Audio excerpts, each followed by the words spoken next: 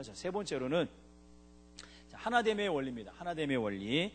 자, 하나가 된다라고 하는 것. 자, 하나가 된다라고 하는 것은 둘이 한 몸을 이룬다라고 하는 겁니다. 그래서 하나가 된다라고 하는 것은 육체적인 욕구뿐만이 아니라 서로 상대방에 대한 장점만 보는 게 아니라 단점까지도 사랑한다라고 하는 거예요.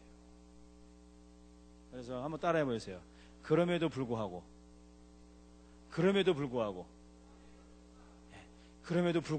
누구를 사랑하는 거예요? 누구를? 나의 배우자를. 그럼에도 불구하고란 말이 뭐예요? 그럼에도 불구하고란 말이 그리 아니하실지라도, 그렇게 하지 않아도 어떻게 해요? 내가 사랑한다는 말이에요. 그렇게 안단 말이 뭐예요? 내가 원하는 방향으로, 내가 뜻하는 대로, 내가 생각하는 대로 와주지 않아도 내가 당신을 사랑합니다. 내가 생각했던 기대치에 당신이 나에게 미치지 못할지라도 그 기대치에 당신의 행동이나 모습이 나한테 다 와지지 않아도 나는 당신을 어떻게 해요? 사랑한다는 말이에요. 그게 바로 이 하나됨이라고 하는 원리고, 이 친밀성의 원리라고 하는 또 하나 네 번째 원리가 있는데, 이 친밀성의 원리라고 하는 것은 이 히브리어에 보면은 이 야다라고 하는 말이 있습니다. 이 야다라고 하는 말이 있는데, 이 야다라고 하는 말은 상대방을 향한 정보적인 것을 안다라고 하는 것과 포함해서 저 사람에 대한 인격적인 부분들을 안다. 그래서 야다라고 하는 이 단어가 있는데, 이 친숙함을 말합니다. 그 친숙함은 정보뿐만이 아니라 인격적인 친숙함인데 좀 더 깊은 의미로는 성적인 친밀함까지도 말하고 친숙함까지 말한다라고 하는 거예요. 그래서 결혼이라고 하는 것은 남성과 여성인 서로 다른 성의 관계 속에서 서로 다른 성의 관계 속에서 서로가 투명성, 성적인 부분에까지도 서로가 서스럼 없이 말해줄 수 있는, 부끄럽지 않은 그런 단계, 그것을 가리켜서 두 사람이 친밀성의 원리, 친밀한 관계가 된다. 그래서 창세기 2장 24절인가 말씀 보면은 벗었으나, 아담과 하와가 벗었으나 서로가 부끄러워했더라, 부끄러워하지 않았더라, 부끄러워하지 않았더라. 이 말은 뭐예요? 서로의 수치심, 서로의 어떤 단점, 서로의 약점, 서로의 미흡한 부분까지도 다 포용하는 사랑을 가지고 있었다라고 하는 거예요. 그 사랑이 우리 안에 죄성이 들어오기 전에 사랑이에요. 근데 그 죄성이라고 하는 것이 들어오면서 그 사랑의 개념을 바꿔놓은 거예요. 어떤 조건으로, 어떤 나에게 뭔가 기대치에 와줘야지 되는, 내가 원하는 방향으로 와야지 나도 이렇게 하는 거야 라고 하는 그런 개념으로 바뀌어져 갔다라고 하는 거예요. 그러나 여러분, 우리는 다시 좀 바꿔야 돼요. 이게 바로 결혼이 가지고 있는 여러분 이 원리이고 원칙이라고 하는 거예요. 여러분들이 이런 기본을 조금만 머릿속에 인지해 두시고 기억해 두고 결혼을 출발하면은 정말 여러분, 하나님이 세우신 결혼이라고 하는 것을 건강하게 건축해 갈 수 있고 행복하고 건강한 가정을 만들어 갈 수 있다라고 하는 겁니다. 자, 기본적인 얘기를 좀 드렸습니다. 그렇다면 두 번째로 우리가 좀 뭘 볼 수 있냐면, 자, 넘어갑시다. 이런 네 가지 원리를 여러분, 좀 성경적인 결혼의 네 가지 원리를 기억해 주시기 바라고요. 두 번째로는 한번 따라해보세요. 기도하자. 무엇을 위해서 기도할까요? 무엇을 위해서? 자, 결혼을 위해서 기도하자. 결혼을 위해서. 저는 고등학교 2학년 때부터 결혼을 위해서 기도하라 그러죠. 결혼을 위해서 기도를 했어요. 여기 계신 분들은 결혼을 위해서 기도하시죠? 기도하시나요? 네. 저는 그렇게 어떻게 기도했냐면, 저는 하나님, 제가 저에게 만날 배우자를 제가 정말 사랑할 수 있는 배우자를 만나게 해주십시오. 제가 아내를 맞이할 때 정말 하나님이 보내주시는 짝을 만나게 하시고, 하나님, 내가 정말 그 사람을 아낌없이 사랑해 줄 수 있는 사람이 되게 그런 사랑을 가지고 결혼하게 해주세요 하고 그런 기도를 했어요. 그리고 또 하나, 건강한 여자면 좋겠습니다. 건강한 여자. 그렇게 기도했더니 정말 그렇게 되더라고요. 그래서 사랑을 제가 더 많이 해요, 지금도. 제 아내를 보면은 사랑을 더 많이 해서 제가 아내한테 물어봐서, 당신은 결혼하기 전에 결혼을 해서 기도했어요? 했더니 기도했답니다. 뭐라고 기도했냐고 물어봤어요. 했더니 자기는 기도하길 그렇게 기도했다고 하네요. 결혼해서 기도할 때 술을 안 먹는 사람, 담배 안 피는 사람, 그리고 하얀 와이셔츠를 입고 출근하는 남자, 그리고 반드시 차가 있어야 됩니다 하면서 하나님께 그렇게 기도했대요. 그런데 그대로 다 이루어졌어요. 술 안 먹죠, 담배 안 피죠. 제가 결혼하고 나서 일주일 내내 출근을 했거든요, 교회로. 근데 뭐 입고 가야 출근해요? 맨날 와이셔츠 입고 일주일에 7개 와이셔츠 빨아대느냐고. 처음에 일주일은 한두 달은 좋았지. 근데 이게 일주일을 계속 빨아내는 게 이게 보통 일이 아니에요. 예. 그러면서 자기가 그랬대. 내가 왜 이렇게 기도했지? 내가 왜 이렇게 기도했을까?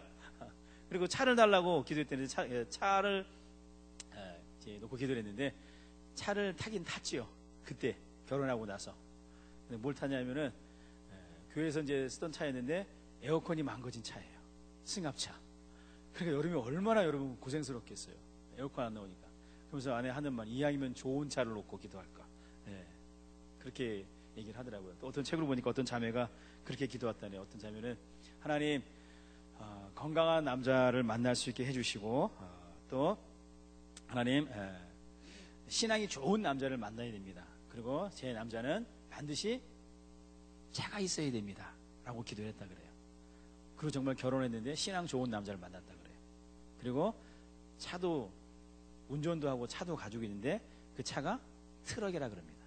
그러면서 그 얘기를 하면서 내가 이왕이면 구체적으로 기도할 걸, 그때 트럭이 아니라 그랜저를 가진 남자라고 말했으면 어땠을까라고 하면서 재미난 자기의 그 신앙 간증을 얘기한 걸 들었는데, 바로 여러분 결혼을 위해서 기도하라고 하는 거예요.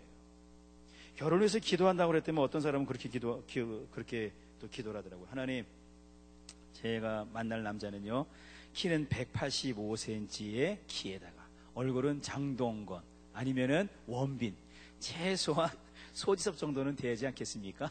하고 기도하면서 하나님, 이런 스타일의 남자에게 최소 1년 연봉은 1억은 좀 가지고 있어야겠죠. 하나님, 1억 연봉을 가진 이런 남자, 그래도 하나님 집은 한 40평은 되지 않겠습니까? 40평 이상 되는 집을 가진 남자 하나님 저에게 주십시오. 아멘.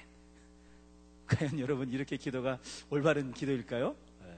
물론 이렇게 기도하는 거 뭐 좋습니다. 하지만 기도라고 하는 것이 이러한 조건부, 어떤 물질의 어떤 것을 채우기 위한 조건부적인 기도가 된다라고 하는 것이 아니라, 저는 결혼을 위해서 기도하라고 했을 때 내가 내 배우자를 향해서 하나님 정말 이러한 조건 없는 아가페의 사랑을 가지고 사랑해 줄 수 있는 그런 사랑, 그런 마음을 주십시오라고 여러분 기도하라고 하는 거예요. 조건부적인 뭔가 채우고자 하는 기도가 아니라고 하는 겁니다. 이게 조건부적인 기도가 되다 보니까 요즘에 어떤 현상들이 벌어집니까? 많은 부모들마저도, 우리 신앙을 가진 부모님들마저도 그렇게 생각을 하는 부모들이 많아요. 그래서 학벌을 따지고, 그리고서 능력을 따지고, 경제적인 재력을 따지고, 뭐 연봉이 얼마냐, 그런 것들을 먼저 계산해서 결혼을 시키려고 하는 그런 부분들도 있다라고 하는 거예요. 여러분, 이런 부분들이 결국 우리의 결혼을 행복하게 할 수 없다라고 하는 겁니다. 두 번째는, 기도함에 있어서 두 번째는 만남을 위해서 기도하라. 결혼을 위해서 기도한다 그러면은, 두 번째는 만남을 위해서 기도하라고 하는 겁니다. 만남을 위해서 기도한다라고 하는 것은 여러분, 그냥 하나님, 너 이런 사람 만나기를 원합니다라고 맹 놓고 앉아서 기도하라고 하는 것만이 아니에요. 창세기 24장의 말씀을 보면은 아브라함이 자기 아들 이삭의 배우자를 찾기 위해서 자기의 종 엘리에셀을 메소포타미아 지역에 자기 고향 땅으로 보냅니다. 고향 땅으로 보내면서 자기 이 종족의 여자를, 자매를 내 아들의 배우자로 선택해와라. 그러면서 그 방법을 말해줍니다.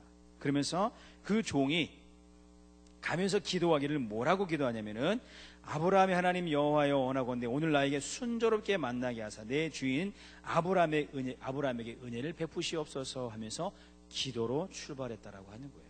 그리고 기도로 누구를 만납니까? 이삭의 아내를 만나게 됩니다. 그리고 그 과정 속에 이삭은 그럼 어떠한 모습에 있었냐면은, 어머니를 잃은 슬픔 속에 많이 힘들어했던 이삭은 창세기 24장 63절에 보면은 이삭이 해 저물 때에 들에 나가 묵상하며 기도했다라고 하는 말씀이 있습니다. 그래서 그 묵상했다라고 하는 말에 여러 가지 의미들이 있는데 뭐 주석가들이 다양하게 많이 해석을 합니다. 어머니 잃은 슬픔에 잠겨 있었다라고 하는 사람도 있고, 또 뭐 그것을 비롯하여서 자기 배우자를 택하려 간 종을 위해서 하나님의 그 만남을 위해서 그가 준비하며 기도했다라고 해석하는 사람도 있습니다. 저는 여기서 이 이삭이 묵상했다라고 하는 것 속에서 이렇게 생각하고 싶어요. 지금 자기가 어머니를 잃은 슬픔도 있지만 이제 자기 아버지가 내 만날 배우자를 찾아 나섰을 때, 종을 보내서 찾으러 갔을 때 하나님 내 배우자를 만남에 대해서 이삭이 분명히 기도했을 거라고 생각합니다. 그래서 여러분, 만남을 위해서 기도하라고 하는 거예요. 그럼 만남을 위해서 기도하는데 그냥 가만히 자리에 앉아서 기도하느냐? 그게 아니라 내가 어떤 사람을 만나야 될 것이냐라고 하는 거. 그리고 그 신앙 안에 있는 사람들을 만나기 위해서, 내가 만남을 갖기 위해서는 그 만날 수 있는 공간들, 장소들, 만나야 할 사람들이 있는 그곳을 찾아가라고 하는 거예요. 그래서 가능하면은 신앙 공동체나 교회 공동체 안에서 여러분들이 배우자를 찾으면 더욱 좋겠다라고 하는 겁니다. 그것을 위해서 여러분 기도하라고 하는 겁니다. 예. 자, 크리스천들에게 있어서 이성을 만나면서 범하기 쉬운 문제는 꼭 하나 뭐냐면은 믿음이 있어야 하는가라고 하는 질문입니다.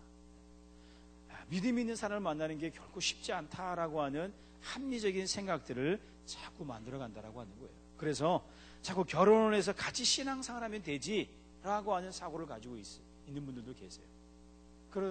그것이 신앙이 우선이 아니라 어떤 능력이 우선이 되어져 보고 어떤 재력이 우선이 되고 경제적인 것들이 우선되다 보니까 신앙은 뒷전으로 밀려가는 경우가 많습니다. 근데 여러분, 결혼은 여러분 선교가 아닙니다.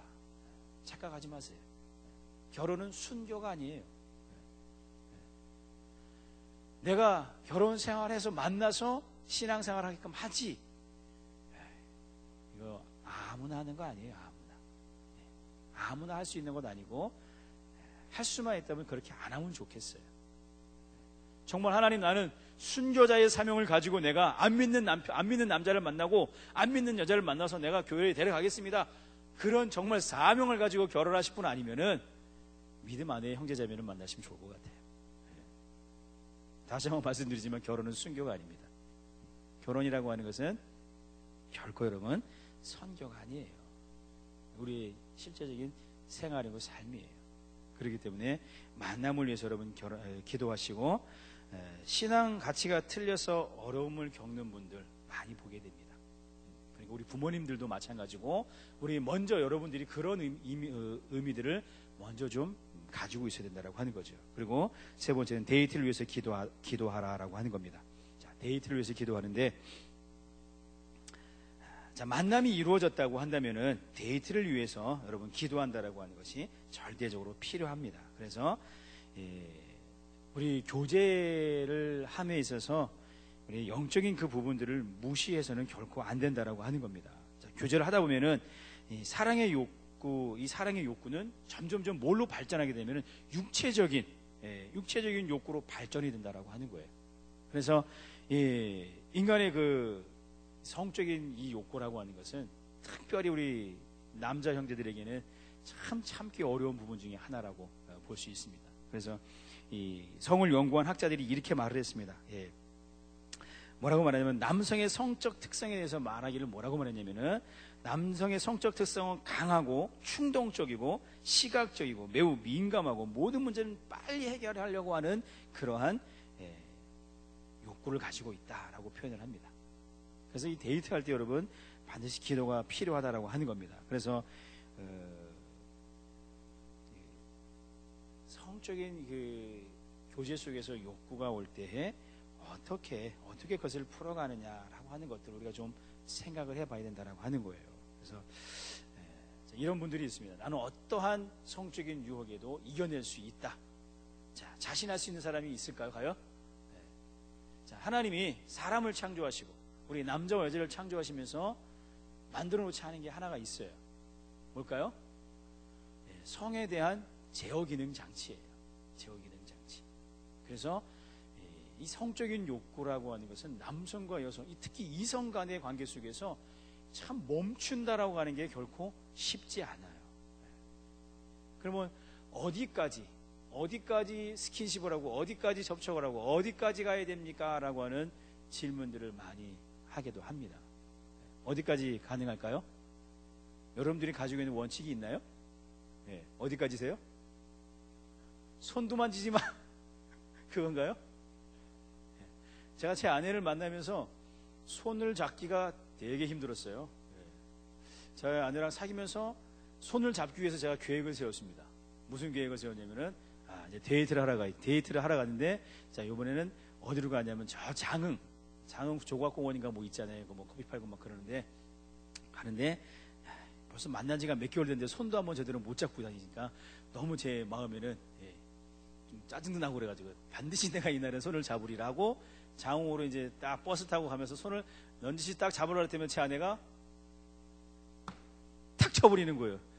이게 마음에 상처를 받잖아요. 이 첫 번째 실패가 오잖아요. 그러면 여러분, 남자는요, 이 성적인 어떤 이제 결혼 후에도 이런 일들이 벌어지게 되지만 성적인 욕구에 대해서 거절감을 당했을 때 이 상처를 많이 받습니다. 남자들은 좀 단순해요. 결혼 후에 여러분의 남편이 성적인 요구를 할 때 매몰차게 거부하지 마세요.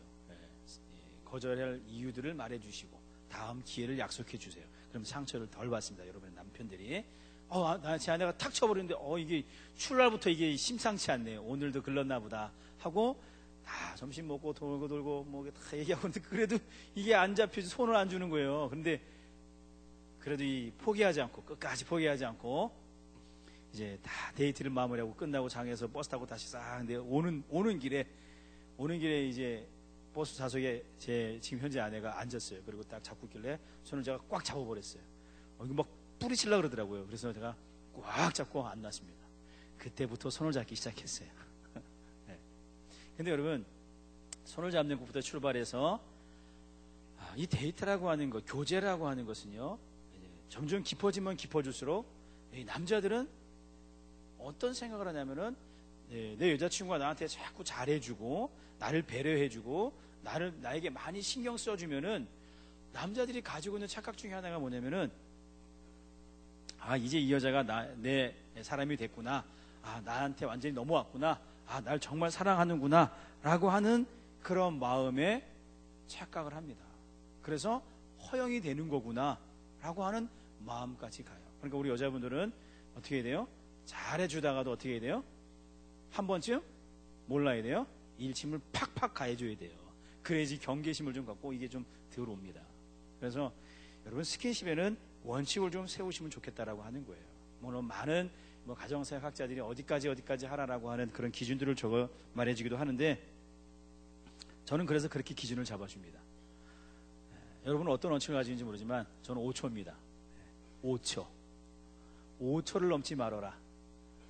5초를 어떻게 5초를 넘지 말아라? 손 잡는 거 5초 말고, 손 잡는 것까지 5초. 이거 손 잡고 5초 동안이 말고요. 키스할 때 5초 이상 넘지 말아라. 5초 이상 넘으면 어떻게 된다? 뭐가 된다? 애무가 되고 성관계가 될 수 있다라고 하는 거예요. 그러니까 머릿속에 여러분 생각하세요. 한번 1초부터 5초까지 한번 세볼까요? 5초가 얼마나 긴지 몰라요. 자, 한번 세봅시다. 자, 시작. 하나, 둘, 셋, 넷, 다섯. 5초입니다. 여러분, 이 5초가 지금 내가 하나, 둘, 셋, 넷, 다섯이지만 아무런 반응이 없지만 남성과 이성 간의 입맞춤 속에서의 5초는요, 어떻게 돼요? 이 제어 기능을 점점 어떻게 해요? 파괴시켜버려요. 그래서 5초가 넘어가면은 나도 모르는 선까지 점점 넘어갈 수 있어요. 그건 제 기준이에요. 여러분 기준 다를 수도 있어요. 나는 인내심이 강해가지고 10초도 돼 해가지고 할 수 있을지 모르겠네요. 요즘 TV 드라마 보니까 키스씬 나오는 것도 되게 오래 가더라고요. 한 5초 이상 막 가더라고요. 키스도 아주 참 그러더라고요. 그리고 여러분, 이 스킨십이라고 하는 이 접촉이라고 하는 것은 내가 제어할 수 있는 능력이 없어요. 그래서 남성과 여성과 교제할 때 반드시 영적인 이러한 기도의 모습이 필요합니다. 그래서 교제할 때에도 반드시 기도하라고 하는 거예요. 그래서 여러분, 이런 원칙을 먼저 생각해두고 가지고 있으라고 하는 겁니다. 그리고 만약 우리 지금 커플이 있다면은 그러한 원칙과 기준을 서로에게 먼저 말해주라고 하는 거예요. 자, 우리 스킨십은 여기까지다. 손잡는 것까지다. 간단한 포옹까지다. 간단한 짧은 입맞춤까지다. 거기까지, 그 이상 넘어가면 안 된다. 그래서 여러분 1초, 2초, 3초 되면 떼야지 하는 생각을 가지세요. 가지십시다. 반응들이 없으시네. 저한테 마치 꼭 아유 참 목사님 너무 고루한 거 아니에요? 그렇게 생각하시는 것 같은데 제 경험도 포함되어 있어요. 그러니까 여러분 3초, 5초 이상 넘지 말란 소리예요. 그래서 여러분 이 접촉은 바로 우리에게 이런 성적인 이 욕구는 제어 기능이 없어요. 근데 또 하나 문제는 뭐냐면은 이런 생각을 가지고 있는다는 게 문제예요. 남들도 다 그렇게 한다라고 하는 생각. 그럼 다이어트를 이제 보통 우리가 시작하지 않습니까? 다이어트를 보통 시작하다 보면 어떻게 돼요?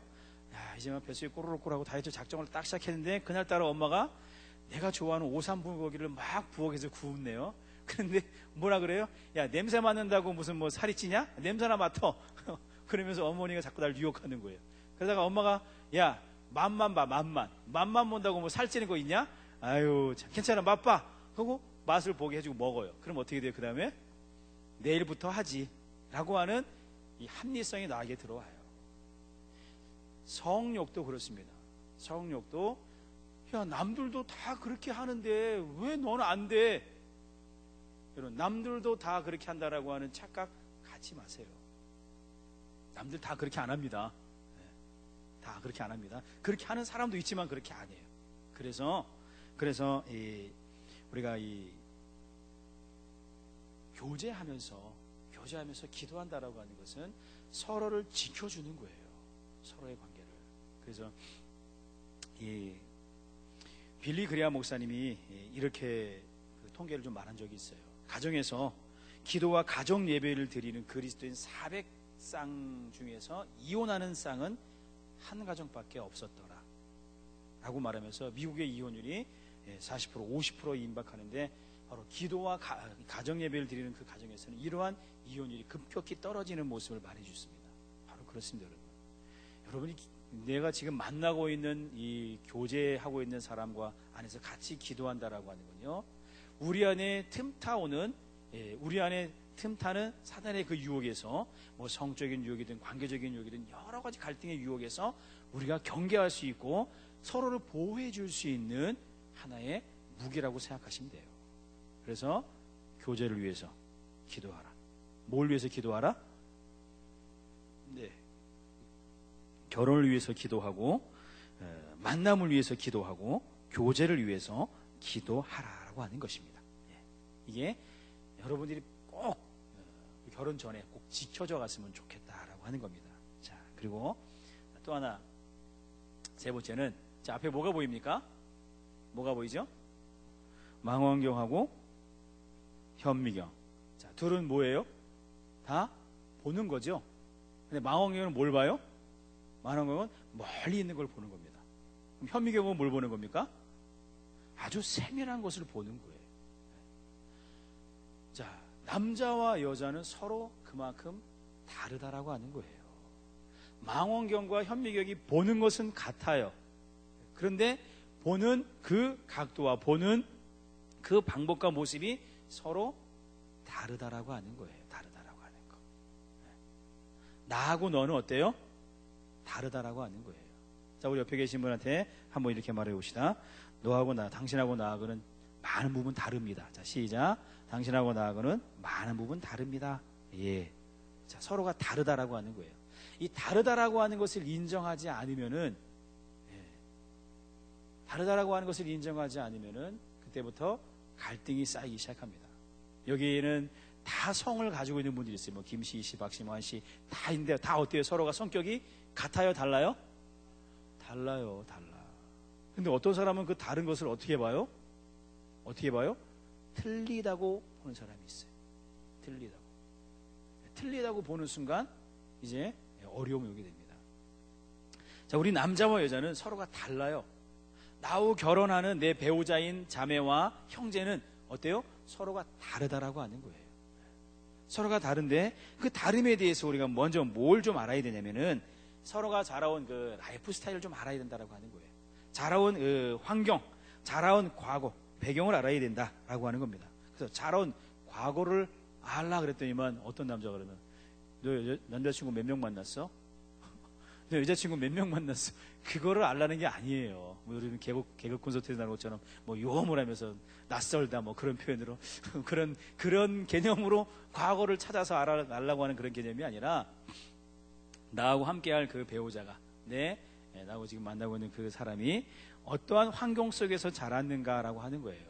어떠한 부모님 밑에서 어떠한 가정 환경 속에서 자랐는가라고 하는 거예요. 제 실례를 하나 좀 들면 그렇습니다. 저는 결혼하고 나서 상당히 좀 편했어요. 결혼 초에 되게 편했어요. 이제 사역자다 보니까 주일날도 제 아내랑 같이 뭐 거의 다 같이 일 끝나고 같이 집에 들어갑니다. 그러면은 일요일 주일 저녁 끝나고 나면은 집에 들어가면은 할 일이 많잖아요. 뭐 집안 청소며 뭐 정리며 그 모든 것들을 해야 되는데 제 아내는 집에 딱 들어가면은 신혼 초에 그랬어요. 집에 들어가면은 혼자 청소기 밀고 혼자 빨래 돌리고 혼자 다 했어요. 나보러 뭐 하냐? 당신 쉬어. 얼마나 행복해요? 얼마나 좋아요? 당신 피곤해 가서 그냥 쉬고 있어. 내가 갈게. 다 그렇게 말은 너무 좋았어요. 그때는 너무 좋았죠, 그냥. 예. 근데 시간이 지나면 지날수록 그 모습이 불편해지는 거예요. 그리고 제 아내는 똑같이 힘든데도 불구하고 한 번도 저한테 뭐 해달라고 하는 부탁이 없어요. 뭐 해달라고 하는 어떤 나한테 뭐 이거 좀 해줘라고 하는 부탁뿐만 아니라 뭐 그런 요구사항이 하나도 없었어요. 그래서 처음에는 편하게 느껴졌지만 근데 시간이 가면서 그게 좀 불편하더라고요. 근데 그걸 제가 언제 깨달았냐면 제가 명절 때 저희 장모님 댁에 처갓집에 갔어요. 처갓집에 갔더니 저희 장모님이 똑같더라고요. 하나부터 열까지 저희 처갓집 형제들은 제 아내가 제일 맏딸이고 그 밑에 남동생 둘이에요. 그러니까 장모님 혼자 모든 음식 장만 혼자 다 하시고 청소 다 하시고 새벽 2시, 새벽 3시까지 혼자 다 하시고 남자들을 그 집안에 누구도 도와준 사람이 없더라고요. 그리고 시키지도 않고 부탁하지도 않더라고요.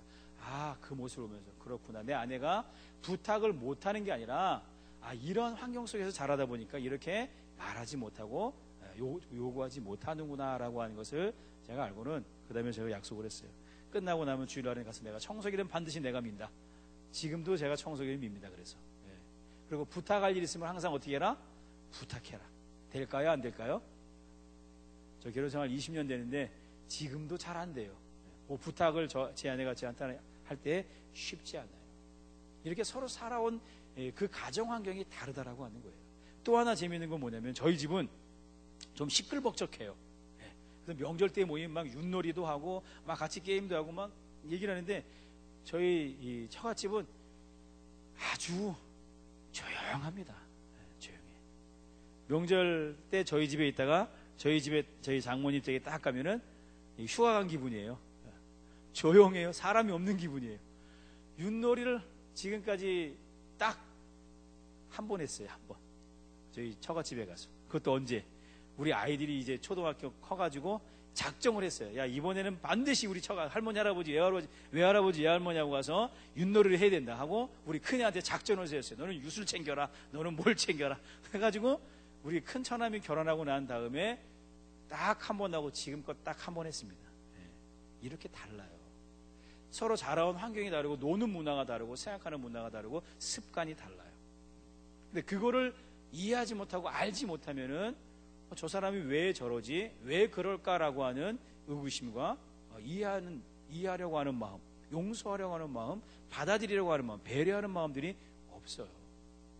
그래서 먼저는 자라온 환경, 자라온 그 배경을 좀 알아라. 그리고 조금 더 우리가 좀 알 수 있는 것들은 뭐냐면은 그 사람의 어떤 기질적인 것들. 여러분 요새는 그 심리검사 많이 하잖아요. 뭐 이고그램이며 MBTI며 뭐 자아수정 프로그램 그런 것들 많이 하는데 그런 검사를 좀 서로가 하면서 이 사람은 이런 성격의 사람이구나, 이런 성향의 스타일이구나라고 하는 것들을 좀 알면 좋을 것 같아요.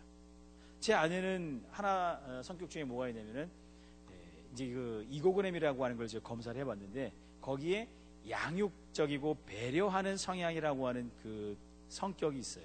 거기에 최고 점수가 20점입니다. 제 아내가 20점이에요. 그래서 절대 거절을 못해요. 그래서 나보다는 항상 누구를 생각해요? 다른 사람을 먼저 생각하는 습관을 가져요. 그래서 배려하는 것이 지나쳐요. 그러다 보니까 좀 어떨 땐 짜증도 나요. 내 가족보다도 다른 사람을 먼저 생각하는 것, 그런 성격들을 보니까 이처럼 서로가 성격도 다르다라고 하는 거예요. 이런 다른 것들을 자라온 이 환경이나 이 사람이 가지고 있는 기질적인 부분들에 대해서 우리가 알지 못하게 되면은 내 배우자를 이해할 수 없고 우리 가정이 건강한 가정을 만들어가기가 쉽지 않다라고 하는 거예요. 자, 그리고 근본적인 것들을 좀 보면은요, 서로 다름에 있어서 남자와 여자에 대한 차이를 좀 알면 좋겠다라고 하는 겁니다. 자, 여기 두 가지 사진이 나왔는데 하나는 뭔가요? 하나는 톡이고 하나는 뭐죠? 본 차이나입니다. 자, 하나님이 남자는 뭘로 만들었습니까? 뭘로 만들었죠? 흙으로 만들었어요. 흙으로 만든 그릇을 뭐라 그래요? 톡이나 질그릇이라 그러잖아요. 그렇죠? 이 톡이나 질그릇은 사용 용도가 또 다릅니다. 소리도 둔탁하고. 여자는 뭘로 만들었어요? 뼈로 만들었다 그러잖아요. 뼈로 만든 그릇을 뭐라 그래요?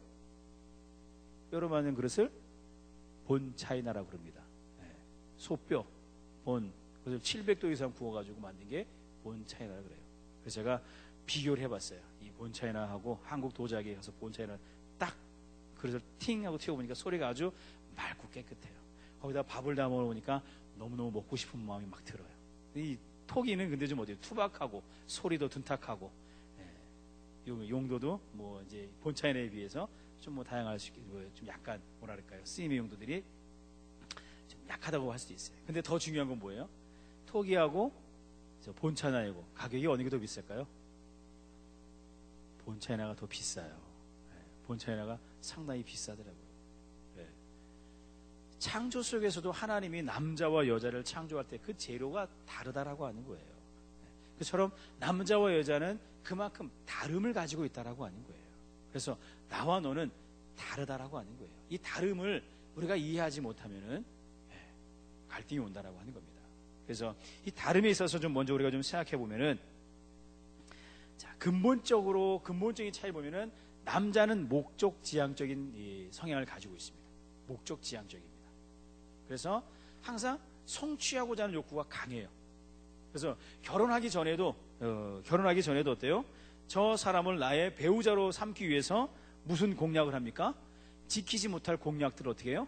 막 남발을 해요. 내가 너 결혼하면은 절대로 뭐 해요? 뭐 손에도 물도 안 묻히고 내가 그냥 공주님처럼 대접해주고 내가 다 해줄게 라고 말합니다. 그리고 결혼하고 나서 뭐 해요? 세탁기 사줬잖아, 고무장갑 사줬잖아. 그러는 이상한 소리나 내뱉잖아요.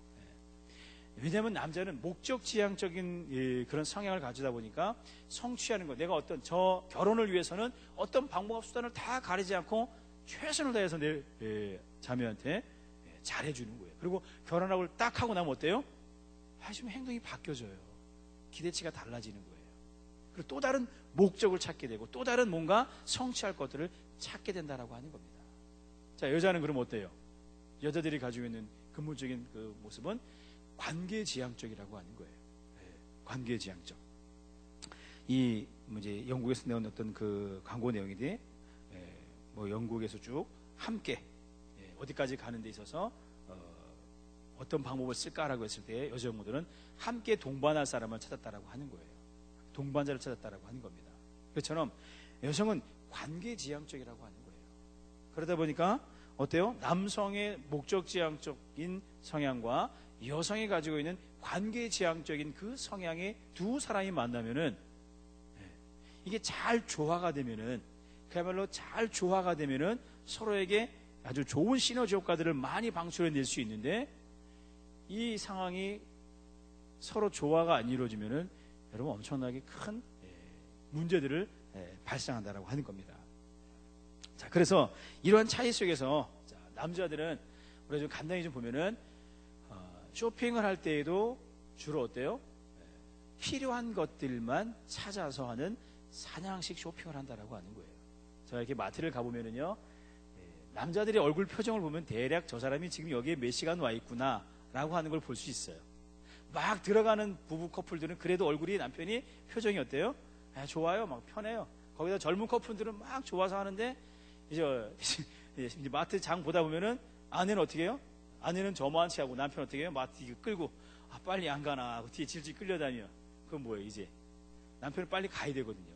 그래서 남성들은 보통 뭐 장을 보거나 뭐 하면은 보통 빠르면은 3, 40분 안에 자기가 필요한 것들을 딱딱 꼬집어서 찾아가지고 어떻게 해요? 집에 가서 편안하게 두 다리 쭉 뻗고 뉴스를 보든지 뭐 스포츠를 보든지 봐야 하는 게 남자들이 가지고 있는 성향이에요. 근데 여성들은 어떻습니까? 여성들은 이 쇼핑하는 자체가 지금 행복한 거예요. 네. 왜 행복할까요? 뭐 때문에? 지금 내가 좋아하는, 내가 사랑하는 남편과 함께 지금 어디에 와 있는 거예요? 이 마트에 쇼핑하러 와 있으니까 내가 사랑하는 대상이, 사랑하는 남편이 함께 하고 있다는 그 자체 속에서 너무 좋은 거예요. 그러다 보니까 여기도 가보고 저기도 가보고 돌고 하는데 그 남편은 어떻게 되는 거예요? 이제 막 점점 끌어오르죠. 막 끌어오르죠. 네. 그래서 독일의 어떤 그 백화점에서는 그런 이벤트 상품을 내놨다고 합니다. 네. 자, 쇼핑할 때 남편들이 따로 쉴 수 있는 공간들, 그래서 뭐 바둑이며 장기며 체스며 뭐 여러 가지 할 수 있는 그런 공간을 마련해 놓고 여자들은 마음껏 쇼핑할 수 있도록 이제 그런 배려의 장소를 마련했다고 합니다. 그래서 뭐 몇 시간 후에 나와서 만나자라고 했을 때 매출이 확실히 달랐다 그래요. 그리고 남자들도 스트레스 덜 받고 이런 것처럼 남자와 여자는 서로의 이런 그 생활 방법에 있어서 다르다라고 하는 거예요. 그리고 여러분 만약에 이제 쇼핑을 한다 치면은 남자들은 주로 어디를 많이 갈까요? 주로 가는 데가 뭘 갈까요? 뭐 많이 가는 데가 뻔하지 않겠습니까? 뭐 차가 있으면은 자동차용품 파는데, 아니면 게임 하는데, 전자제품 하는데, 그 외에 갈 일이 별로 없어요. 근데 여성분들은 어때요? 여성분들은 다 갈 곳이에요. 남자들이 가는 거 빼고는 다 갈 곳이에요. 그거 얼마나 많아요. 옷도 한번 가서 입어보고 신발도 한번 신어봤다 벗어야 되고, 이게 얼마나 여러분 이 여성들이 즐기는 이 관계적인 그런 모습을 볼 수 있는 그런 이 남성과 여성이 만났을 때 어때요? 이거를 이해하고 받아주면은 좋은 관계로 갈 수 있지만 그렇지 못하게 되면은 결국 어때요? 서로에게 상처를 남기는 관계로 된다고 하는 거죠. 자, 또 하나 서로의 차이를 좀 보면은요, 자, 공간 지각 능력의 차이가 있다라고 하는 겁니다. 자, 남자는 이 보는 시각이 여성에 비해서 좀 한계적이라 그래요. 그래서 저기 이렇게 뭐 아름다운 여자가 지나가면 항상 뭐가 돌아가요? 고개가 쫙 돌아간다고 합니다. 근데 여성의 공간 지각 이 능력 시각은 그냥 이 자리에서 남자가 볼 수 있는 시야의 거리를 고개 안 돌리고도 볼 수 있다 그래요. 그러니까 저 여자가 그러잖아요. 다 봤으면 가자고. 볼 거 다 봤으면 가자고 쿡 찔러서 가잖아요. 이처럼 서로가 가지고 있는 공간 능력이 차이고, 말하는 습관과 대화의 차이가 또 다르다라고 하는 거예요. 자, 말하는 습관과 차이. 자, 여러분, 말하는 습관. 자, 남자는 어떤 말들을 주로 사용하냐면은 이 논리적인 언어의 말들을 많이 사용을 합니다. 논리적인 말들. 그리고 남자들은 정보적인 언어들을 많이 쓰기를 사용합니다. 그리고 남자들은 이 객관적인 그런 언어들을 많이 사용하죠. 그래서 이 대화하다 보면은 이 남자들은 이 지식의 대화를 많이 해요. 그래서 뭐 어떤 일들에 대해서, 어떤 사건에 대해서 서로 물론 결론을 주로 많이 얘기를 해요. 그러면 여성분들은 대화할 때 어떤 얘기를 많이 합니까? 주로 감정의 소리를 많이 하죠. 은유적인 표현들을 많이 한단 말이에요. 마음의 소리, 이 가슴의 소리를 많이 해요. 그래서 관계의 소리들을 많이 합니다.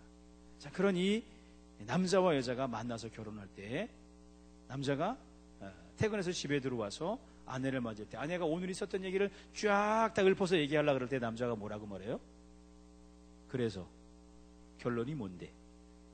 아무런 결론 없는 얘기를 지금 하고 있는데 결론이 뭔데라고 물어보면 어떻게 되겠어요? 여자의 마음은 그때부터 가슴이 꽉 막히기 시작하는 거예요. 아내의 마음은. 지금 이 연애 시절에는요 꾹 참고 다 들어주죠. 그렇죠? 연애 시절에는요 1시간도 기다리고 2시간도 기다려요. 제가 3시간도 기다려보고 4시간도 기다려봤습니다. 제 아내가 퇴근할 때까지. 제 아내가 고려원장에 앉았을 때 비서였었는데 회장님이 퇴근을 안 하면은 야 이제 6시에 퇴근하니까 6시에 만나러 갈게 하고 딱 그 앞에서 기다리면은 이 회장님이 바둑두냐고 퇴근은 안 하네요. 기본 2시간 전화만 붙잡고 왜 안 가냐, 나와라. 막 그래도 2시간 기다려, 3시간 기다려. 끝나고 나온 아내 딱 그때 그 만나면 어떻게 해요? 너 왜 이제 나왔어? 하고 핀잔 할까요, 안 할까요? 절대 안 해요. 고생했다고. 네. 근데 지금은 과연 3시간 기다릴 수 있을까요? 네, 저도 의문이에요. 아직까지 결혼하고 나서는 그렇게 기다려본 적이 없어요. 네. 이처럼 이 말하는 이 대화의 습관이 다르다라고 하는 거예요. 그래서 여성분들이 주로 이런 이 가슴의 언어, 감정의 언어, 은유적인 표현들을 사용하다 보니까 이 마음의 대화를 하다 보니까 주로 여성분들이 TV를 봐도 뭘 많이 봅니까? 드라마를 많이 봐요. 드라마를 보다가 어떻게 해요? 그 드라마 속에 어떻게 해요? 푹 빠져들어가요. 그러면서 내가 마치 뭐예요? 그 드라마의 주인공처럼 울면 어떻게 나도 같이 우는 거예요.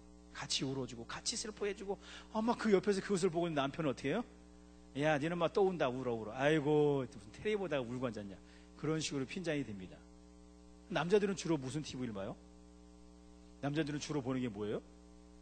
예, 다큐멘터리, 뉴스, 그 다음에 스포츠 뉴스.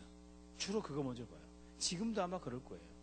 만약에 뭐 대학교 다니는 커플들이 만났다가 잠깐의 짬이 났다. 잠깐 이 강의 하나가 빵꾸 나가지고 둘이 만났다. 그러면 여자는 뭐라고 말할까요? 우리 어디 갈까 할 때, 우리 어디 갈까? 그러면 뭐라 그럴까요? 우리 카페 가서 차나 마시면서 얘기하자. 뭔 얘기를 하는데? 뭔 얘기를 하는데? 남자는 짬나는 그 시간에 뭐예요? 아, 친구들하고 같이 잠깐 운동장 가서 뭐하고 오는 거예요? 운동하고 오겠다고. 이런 서로 차이가 있단 말이에요. 서로 말하는 이 대화의 차이, 서로 이 말하는 습관의 차이가 다르다라고 하는 거예요. 보는 시각의 차이가. 이런 서로의 다른 차이점들을 우리가 이해해 줄 수 있어야 된다고 하는 겁니다. 그래서 요즘에는 그렇게 말을 좀 많이 가르칩니다. 부부들을 대화 공부할 때 남편들은 아내가 대화할 때 이렇게 해라. 어떻게? 아내의 눈을 바라보고 얼굴을 쳐다보고 그랬어. 그랬구나. 그것만 잘해줘도 아내의 마음이 어떻게 된다? 쑥 가라앉는다라고 하는 거예요. 풀어진다라고 하는 거예요. 데이트하는 자매가 막 얘기를 하고 있는데 오늘 강의실에서 있었던 얘기를 막 하는데 남자친구가 뭐 어땠는데 결론이 뭔데 그렇게 말하면 어떻게 해요? 아, 이거 재미가 없잖아요. 그럴 때는 어떻게 하는 거예요? 아, 그랬구나 하면서 아, 그랬어. 이야, 그런 일이 있었구나 하고 표현을 이렇게 리액션을 좀 취해주면은 자매는 어떻게 해요? 더 신나가지고 막 계속 얘기를 하는 거예요. 그래서 보통 이 여성분들은 하루에 그 미국 코넬 대학에서 말하는 그 언어를 사용하는 그 통계를 좀 내보니까 여자들은 하루에 25,000단어의 얘기를 한다 그래요. 남자들은 딱 그 절반 숫자 12,500단어를 얘기한다 그래요. 근데 보통 남자들은 밖에서 생활하고 그 말을 다 하고 집에 들어오면은 할 말이 없다 그래요. 그러니까 경상 사람들이 집에 들어오면은 첫 마디가 뭐라 그래요? 첫 마디에 뭐 아는, 뭐 밥 먹자, 자자 이 세 마디 하면 끝난다 그러네요. 경상도 분들은.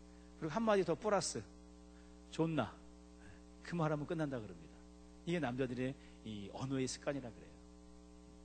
자, 근데 여성들은 자기가 이 마음속에 있는 아무런 그 결론 없는 이야기들을 쭉 풀어서 얘기해주는 그 얘기 속에서 모든 스트레스가 풀린다라고 하는 겁니다. 그래서 만약에 문제가 생기면은 어떤 갈등 상황이 생기거나 내가 직장 생활이나 인간관계 속에서 어려움이 생기면은 남자들은 어떻게 그것을 풀어가냐면은 자기만의 세계로 빠진다고 합니다. 그래서 자기만의 세계인 동굴로 들어간다 그래요. TV 딱 켜놓고 멍하니 멍 때리고 TV는 켜놨지만 보는 게 아니라 거기에서 머릿속에서 그 문제를 어떻게 해야 할까라고 고민하며 풀어간다 그래요. 그것을 보고 있는 아내는 뭐라 그래요? 텔레비 안 보고 있냐고 하면서 무슨 문제가 있으면 나한테 이 얘기를 해야지 라고 하면은 도움이 되는 거예요? 도움이 안 되는 거예요? 도움이 절대 안 돼요. 남자는 문제를 풀기 위해서 자기만의 세계에서 가만두면 자기가 스스로 풀고 나와요. 근데 여성들은 어떤 문제가 발생했을 경우에 그 문제를 어떻게 해요? 같이 들어줄 동반자를 찾는다 그래요. 내 문제 이야기를 풀어줄 사람이 아니라 들어줄 사람이에요. 내가 지금 고민하고 있는 문제에 대해서 답을 줄 사람이 아니에요. 그냥 그 얘기를 들어줄 사람을 찾는 거예요. 그래서 어떻게 해요? 친구를 불러요. 나 이런 고민인데 좀 만날래? 하고 만나가지고 하루 종일 얘기하고 나면 어때요? 기분이 좀 쑥 풀려요. 근데 남자친구는 어때요?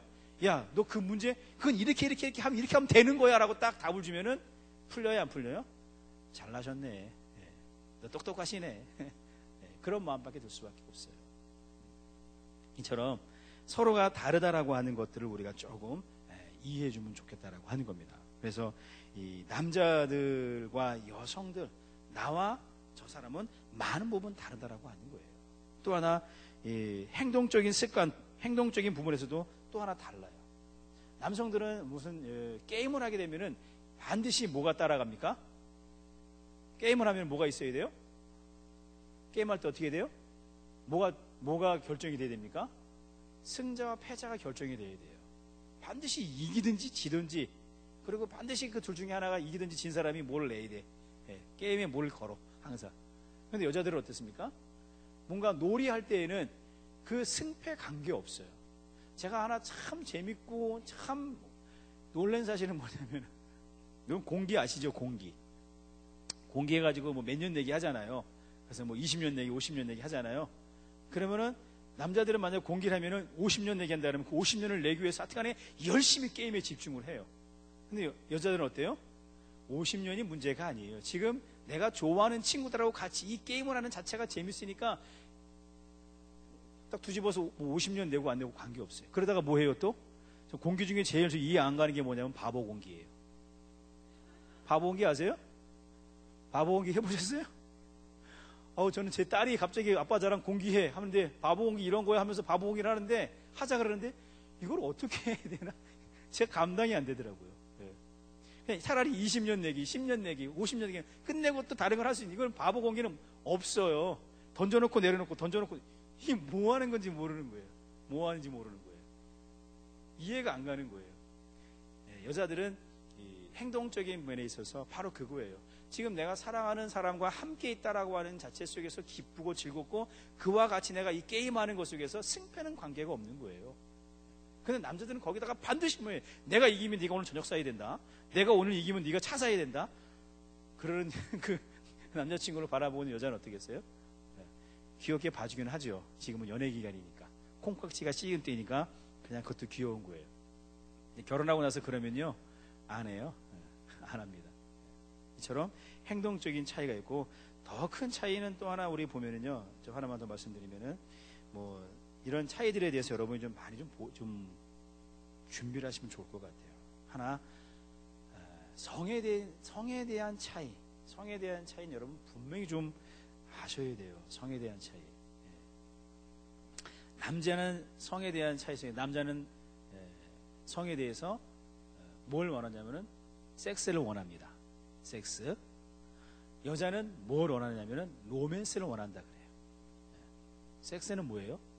성관계를 갖는 그 자체를 원하는 게 남자의 성적인 욕구고, 여자는 성적인 관계가 아니라 로맨스예요. 감정이에요. 마음이에요. 마음이 안 열려지면은 부부관계를 별로 갖고 싶어 하지 않아요.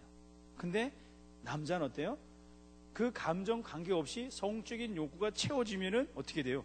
성관계를 갖고자 하는 게 부부의 관계에 있어서의 남성이라고 하는 거예요. 그러다 보니까 서로 오해할 때가 많아요. 제 아내가 저한테 결혼하고 한 4년쯤인가 4, 5년쯤 돼가지고 저한테 그렇게 말하더라고요. 자기는 결혼하고 부부 성관계 갔는데 하나도 재미를 못 느끼겠다고, 뭐가 쾌락이고 뭐가 기쁨인지 모르겠다고 딱 말해주는데 전 충격 먹었어요. 저는 결혼하고 나서 그래도 나의 아내를 사랑하는 마음으로 열심히 부부 성관계 한다고 했는데 아내가 그렇게 탁 말해버리니까 난 뭐야 그러면 여지껏 그런 마음이 들더라고요.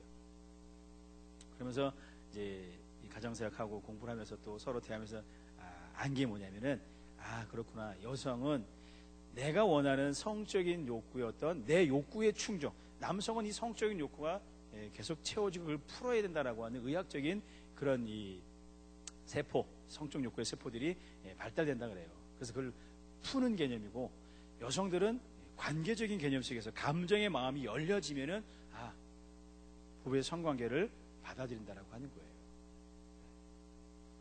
그래서 제 아내하고 그런 말을 듣고 나서 제가 조금 충격 먹고 좀 생각해보고 다시 그 부분들을 좀 정리해보고 연구해보고 자료들을 찾아보니까 이래서 많이 다르구나. 이래서 많이 다르구나 라고 하는 걸 알았어요.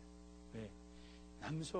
남성은 방금 말했던 것처럼 섹스가 중심이 되는 부부관계예요.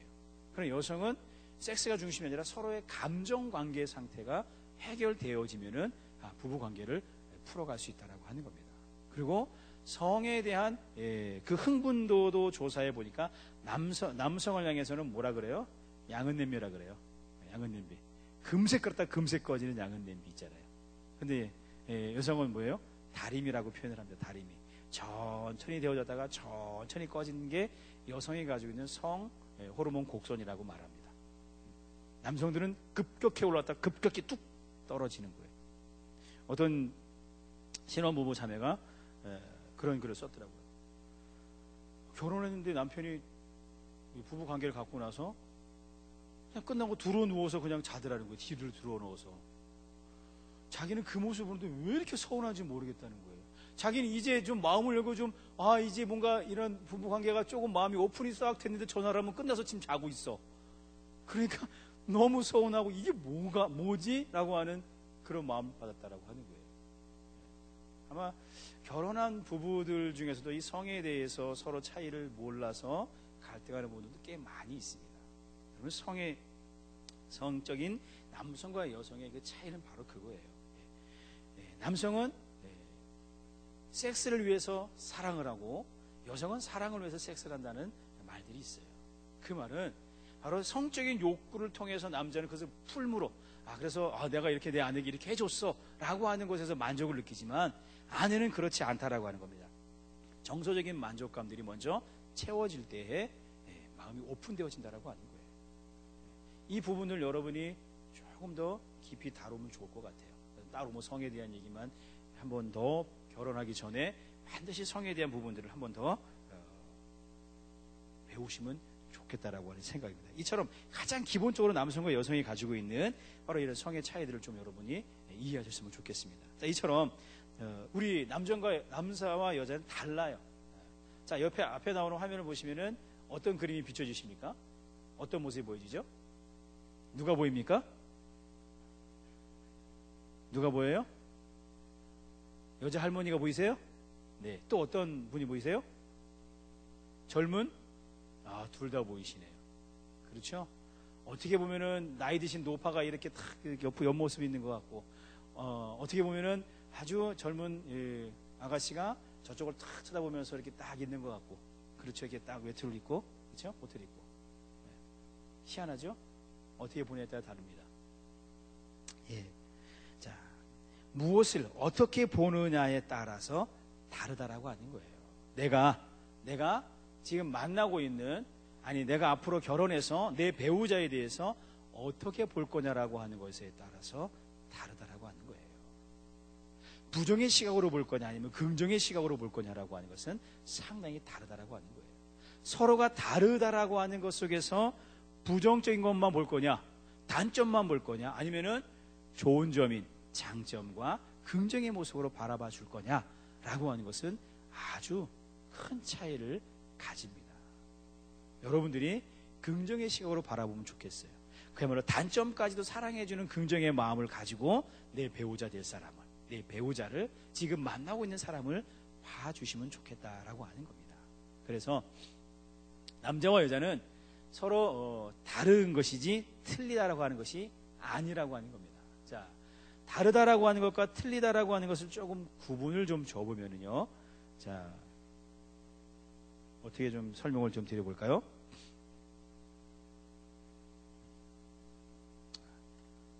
그렇죠. 이게 뭐죠? 이게 뭐예요? 이게 마이크 대죠? 마이크 대? 네, 뭐 이건 철이나 플라스틱 그런 거잖아요. 그렇죠? 이건 뭐죠? 네, 이거하고 이거는 다른 건가요? 틀린 건가요? 다른 거예요? 틀린 거예요? 말해보세요. 달라요? 틀려요? 다른 거죠. 이건 다른 겁니다. 틀린 게 아닙니다. 자, 그러면은 이 마이크와 이 페이퍼는 달라요? 틀려요? 달라요? 이건 틀린 거예요. 틀린 거. 다르다와 틀리다라고 하는 것을 여러분 조금 구분을 해 주셔야 돼요. 남자와 여자가 다른 거예요? 틀린 거예요? 다른 거예요? 틀린 거예요? 예, 인간으로서 똑같은 동등된 존재예요. 그러나 남성과 여성으로서 다른 것 뿐이에요. 틀리다라고 말할 때는 그 종자 자체, 종 자체, 얘 플라스틱 철, 얘도 플라스틱 철이지만 모형이 다른 그런 모습이고, 얘는 플라스틱 철이지만 얘는 종이 재질, 이건 다른 거예요.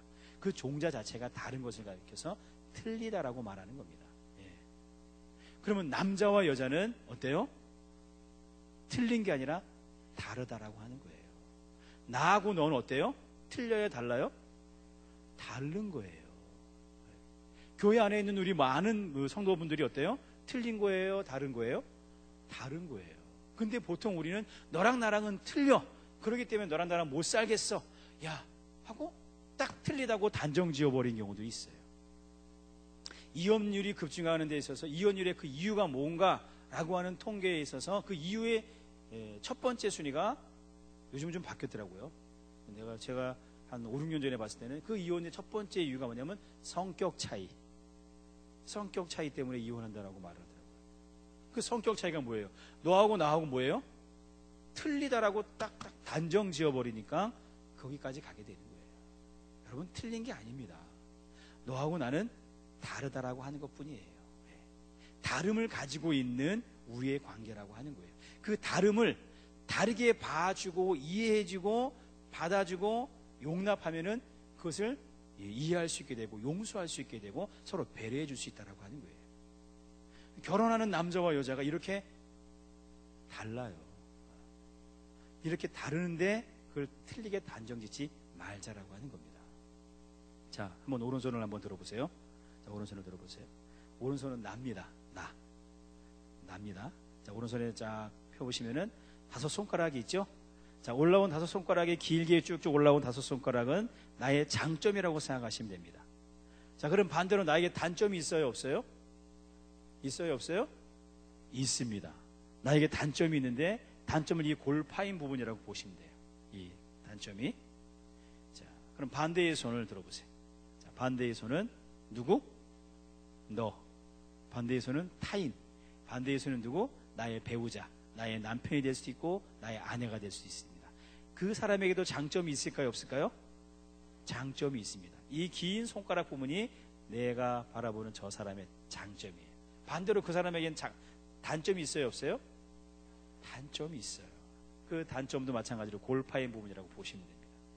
자, 우리 앞에 두 남자분 이렇게 나오실래요? 한번 나와보시겠습니까? 맨날 앞에 있는 분들이 이렇게 도우미가 되십니다. 예, 나와보세요. 예. 자, 서로 앞에 딱 마주 보십시오. 예, 마주 보세요. 마주 보시고 손을 쫙 펴보세요. 자, 손을 쫙 보시고 마주 딱 붙여보세요. 자, 서로가 장점과 단점끼리 봤어요. 예, 서로 마주 보고 있을 때 보세요. 자, 이제 제3의 어떠한 문제들이 외부에서 어떤 일들이 발생하게 되면 이 관계가 어떻게 될까요? 쉽게 끊어질까요? 안 끊어질까요? 어떻게 끊어져요? 자, 우리 좀 힘이 약한 우리 자매분, 우리 자매분 한번 나와보세요. 네. 제가 끊으면 힘이 세다 그럴 거 아니에요. 남자니까. 한번 끊어보세요. 이 손을 띄워보세요. 자, 힘 좀 줘보세요. 이렇게 두 분이 힘을 못 줘요. 자, 바짝 붙으세요. 자, 안 넘어지도록. 넘어지면 안 됩니다. 띄워보세요. 자, 띄워보세요.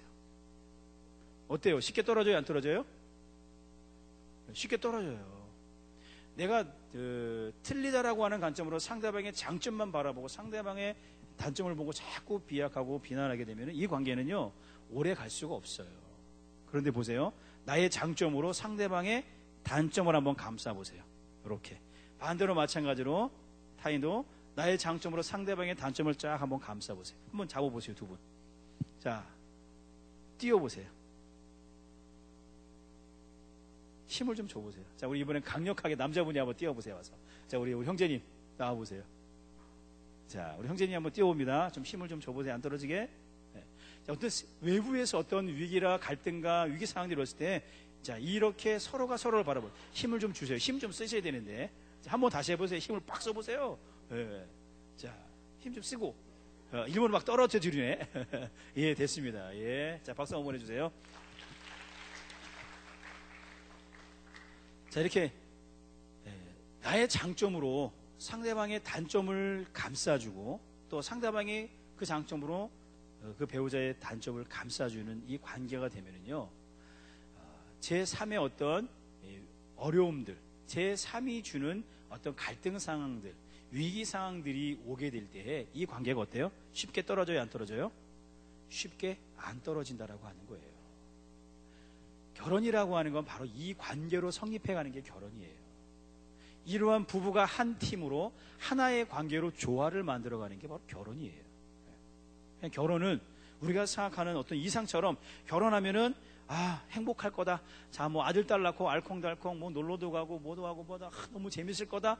어떤 그러한 이상의 개념만 가지고 있는 결혼이 아니라 결혼은 현실 속에서 부부가 한 팀으로 하나로 서로의 장단점을 보완해 주는 게 바로 결혼이에요. 거기에는 서로의 다른 점도 있고 거기에는 하나님이 세워놓으시는 원칙과 규칙도 있습니다. 거기에는 서로가 져야 할, 서로가 가지고 가야 할 역할들도 있어요. 남편의 역할들, 아내의 역할들, 그 역할들도 있습니다. 그 역할을 잘 서로가 보완해 가면은, 그걸 잘 조화롭게 만들어 가면은 어때요? 우리 가정은 어때요? 하나님이 설계해 놓은 가정으로, 하나님이 설계해 놓으신 그 건축 설계 그 기본을 가지고 쭉 설계해 나가면은 나의 가정은 그야말로 튼튼한 기초 위에 세워지는 그러한 가정이 될 수 있다라고 하는 겁니다. 자, 우리 옆에 계신 분한테 한번 같이 보면서 이렇게 얘기하면 좋겠습니다. 당신과 나는 많은 부분 다릅니다. 한번 해보세요. 시작. 당신과 나는 많은 부분 다릅니다. 내가 당신의 다름을 인정하겠습니다. 시작. 내가 당신의 다름을 인정하겠습니다. 예. 서로의 다름을 우리가 인정해가는 그러한 관계와 형성을 만들어가면은 건강한 결혼 생활을 이루어갈 수 있다라고 하는 겁니다. 이제 뭐 거의 시간이 다 된 것 같은데 좀 다음 걸 좀 한번 간단하게만 좀 얘기하고 넘어갈게요. 남편과 아내의 역할들이 있습니다. 자, 남편의 역할 속에서 남편의 역할은 섬김의 역할이다. 기본적으로 먼저 알고 가세요. 섬김의 역할. 자, 머리됨의 역할이라고 말하기도 합니다. 머리됨의 역할. 머리됨의 역할이라고 했더니 뭐 어떤 분이 그러면 남편이 우리 집에 뭐 대장입니까? 남편이 뭐 명령한 대로 다 따라야 됩니까? 그렇게 질문한 분도 계시는데, 이 머리됨의 역할이라고 하는 것은요, 어떤 그 봉건적인 사상, 어떤 사대주적인 사상 속에서 하면서 아버지의 남편의 어떤 그 힘을 과시하는 그런 개념이 아니라 머리됨의 역할은 바로 섬김의 역할이에요. 이 섬김의 리더십으로서의 역할이 바로 남편의 역할이라고 하는 겁니다. 그래서 이 섬긴다라고 하는 것은, 쉽게 말해서 섬긴다라고 하는 것은 서비스예요. 서빙. 내 가족들을 향해서 서비스를 잘해주는 게 누구예요? 남편의 역할이에요. 그 서비스의 역할이라고 하는 게 많죠. 경제적인 부분을 비롯해서 아이들과 함께하는 시간들, 내 아내를 배려하는 것들, 그 부분들이 이 머리됨, 섬김의 역할 속에 포함된다라고 하는 겁니다. 그러면 아내로서의 역할은 뭐예요? 이런 머리됨의 남편됨의 그 머리됨의 남편을 향하여서 어떻게 하는 겁니까? 순복하는 거예요. 존중해 주는 거예요. 뭐 복종이 아니라 순복입니다. 이 순종이라고 하는 건 뭐예요? 사랑과 신뢰가 포함되어질 때 순종하고 순복할 수 있는 거예요.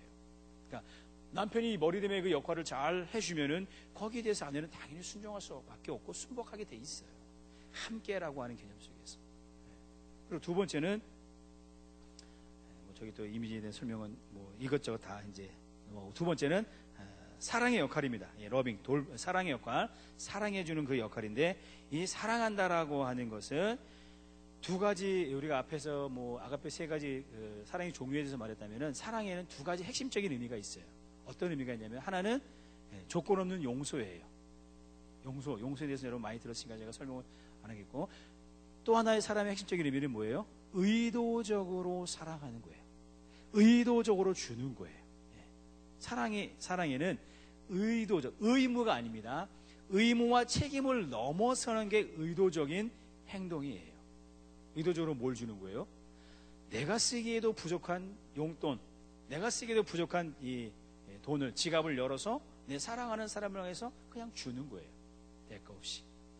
나도 나만의 시간을 갖기를 원하고 나만의 공간을 갖기를 원하는 그거 모든 것들이 필요합니다. 그러나 그 시간들을 누구한테?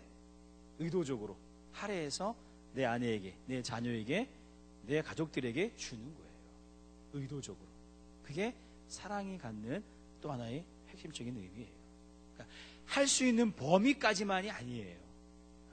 그래서 남편의 역할 속에 이 사랑한다라고 하는 것은 내가 여기까지 했잖아, 나도 여기까지 이만큼 했으면 됐지 라고 하는 게 아니라 그것을 넘어서서 의도적으로 더 줄 수 있는 그 마음까지 가지고 가는 게 바로 사랑의 마음이에요. 그 역할이에요. 이게 남편들이 갖는 역할입니다. 또 하나 사랑의 역할 속에는 돌봄의 역할입니다.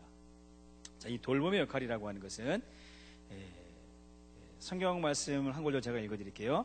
이와 같이 남편들도 자기 아내 사랑하기를 제 몸같이 할지니 자기 아내를 사랑하는 자는 자기를 사랑하는 것이라. 누구든지 언제든지 제 육체를 미워하지 않고 오직 양육하여 보호하기를 그리스도께서 교회를 보양함과 같이 하나니 우리는 그의 몸의 지체임이니라.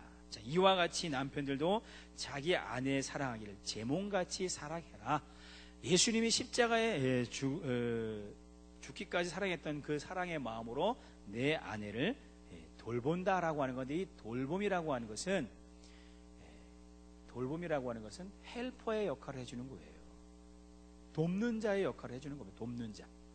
자, 사람의 종류에는 바라는 배필이 있고 돕는 배필이 있고 포기한 배필이 있습니다. 여러분은 어떤 사람이 될지 여러분이 스스로 결정하면 좋겠지만, 여러분 돕는 배필로서의 남편의 돌봄의 역할들 남편에게 있다라고 하는 거고, 반대로 아내에게 있어서의 역할들은 보면은 남편을 존경하는 거고 존중하는 거죠. 예.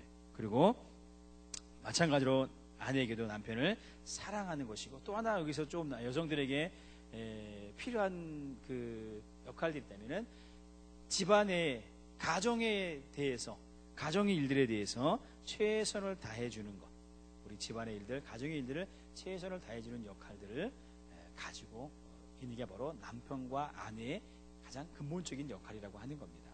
이러한 역할들을 우리가 감당해 나갈 때 정말 우리 부부관계는 건강한 관계가 되고, 우리 가정과 결혼이라고 하는 것은 정말 여러분이 생각하는 것만큼 행복한 가정과 내가 생각했던 그 이상적인 결혼의 가정이 만들어질 수 있고 세워진다라고 하는 거예요. 제가 상당히 좀 원론적인 얘기들을 많이 드렸는데, 여러분 이 원론적인 부분들 속에서 여러분들이 조금 더 실질적인 것들을 좀 찾아 나서면 좋을 것 같아요. 이 2시간 안에 많은 걸 다 할 수는 없지만 더 많은 시간 여러분이 결혼에 대해서 생각하고 또 준비해 가면 좋을 것 같아요. 또 하나 결혼이라고 하는 것에서 하나만 더 말씀드리자면은, 제가 상담을 하다 보니까 그런 경우들이 생기더라고요. 어떤 경우냐면은 어떤 예기치 못한 일들, 돌발 상황들이 생겼을 때 그 책임을 누구한테 돌리느냐? 너 때문이야 라고 돌리는 경우가 있더라고요. 그러면서 가정이 무너지기 시작하고 남편과 아내가 별거하게 되고 그 가족의 자녀들이 깨지는 그런 모습들을 봅니다. 돌발 상황이라고 하는 건 여러분 다양합니다. 그런 일들이 여러분에게 없고 그런 일들이 나에게는 안 이루어지면 정말 좋겠어요. 근데 부득불 그런 일들이 벌어지기도 합니다. 자녀를 먼저 보내는 경우라든가, 사고로 인해서 내 장애가 생긴다든가, 어떤 우연찮은 일들로 인해서 내 가족이 다친다든가, 아니면 어떤 천재지변으로 인해서 가족들을 잃게 된다든가, 이랬을 때 그 책임을 너 때문이야 라고 돌리지 않는 그런 마음을 먼저 좀 가지면 좋겠어요. 그 책임이 나에게 있어서 또 어떤 사람은 자기가 내 책임이야 하면서 자기 수렁에 빠지는 사람들도 있더라고요. 여러분 결혼 생활 속에서 일어나는 여러 가지 다양한 상황들은 아주 많습니다. 그 다양한 상황들을 다 설명할 수 없지만, 그런 돌발 상황들이 벌어졌을 때 그것을 극복해 갈 수 있는 사람은 부부예요. 부부가 같은 한 마음으로 한 팀으로 서가면은 충분히 극복해 갈 수 있습니다. 그러한 마음을 여러분들이 미리 조금 생각해 두시면 좋겠다라고 라고 하는 겁니다. 그래서 결혼은 부부가 한 팀으로 행복한 가정을 만들어가는 것입니다. 여러분의 앞으로의 미래의 가정이 행복한 가정을 만들어갈 수 있기를 축복합니다. 기도하겠습니다.